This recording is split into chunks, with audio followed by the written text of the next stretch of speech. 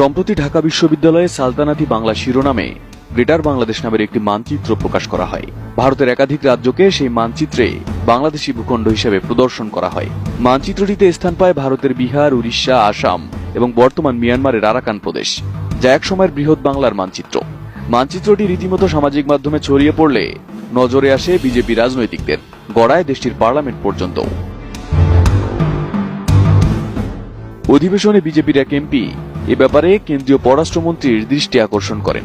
মানচিত্রটি প্রকাশকারীদের চরমপন্থী ইসলামিক সংগঠন হিসেবে তুলে ধরে ওই এমপি দাবি করেন, সালতানাতি বাংলা নামের এই সংগঠনটি তুরস্ক ভিত্তিক এনজিও টার্কিশ ইউথ ফেডারেশনের সহায়তা ও মদতপুষ্ট। বিশ্বমানের থার্মিক্স রড, সালাম স্টিল থার্মিক্স, দেশের একমাত্র থার্মিক্স রড। এদিকে এই ইস্যুতে বাংলাদেশ সরকারের সাথে যোগাযোগ করে ভারত সরকার।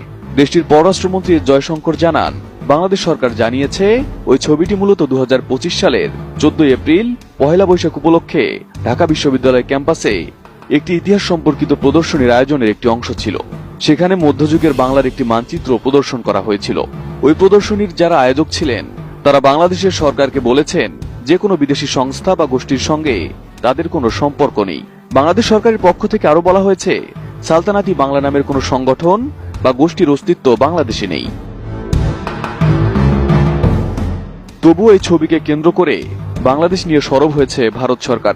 দেশটির পররাষ্ট্রমন্ত্রী জয়শঙ্কর জানান, ভারতের অভ্যন্তরীণ নিরাপত্তা সংক্রান্ত বিভিন্ন ইস্যুতে বাংলাদেশের ওপর আমরা নিবিড় নজর রাখছি এবং অভ্যন্তরীণ নিরাপত্তাকে সর্বোচ্চ গুরুত্ব দিয়ে আমরা এগোচ্ছি।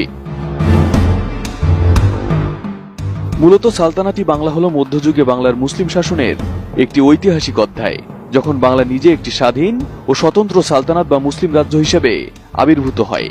এই শাসন ব্যবস্থার সময়কাল আনুমানিক 1342 খ্রিস্টাব্দ থেকে 1576 খ্রিস্টাব্দ পর্যন্ত, যখন মুঘল শাসনের আগমন ঘটে, যেখানে বাংলাদেশের প্রায় পুরোটা, পশ্চিমবঙ্গের অধিকাংশ অঞ্চল এবং আসাম, বিহার ও উড়িষ্যার বেশ কিছু অঞ্চল বাংলার অধীনে ছিল।